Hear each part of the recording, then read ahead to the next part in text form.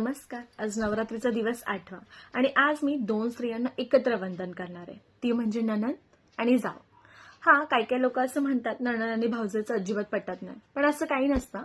एकदा जर त्यांचं पटलं ना तर मग बापरे, विषयच खोल. माझ्या नंदा जेव्हा घरी येतात ना, आम्ही जर बोलायला बसलो ना, रात्रीची पहाट कधी होते ना आम्हाला समजतही नाही.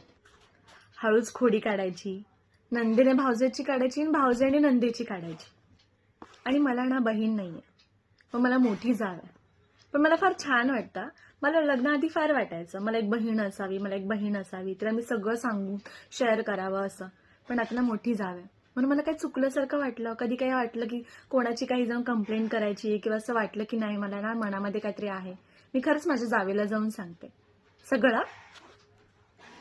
आणि माझ्या नंदा आल्या ना की मी त्यांची मुद्दामून खोड काढते. मला हे आणावं, मला ते आणावं, मग त्या पण माझी लई खोड काढतात. लय वात्रटच आहेस की, लय चावट आहेस. नंदनकडे मागतेस. पण त्या फार हसतात, त्या फार खुश होतात जेव्हा भावाचा संसार फार सुखाचा बघतात, आईला सुखात बघतात. अशा असतात नंदा. आणि एका घरात जावा जावा नीट वागल्या ना की सर्व काही नीट होतं, सगळं घर असतं, व्यवस्थित राहतं.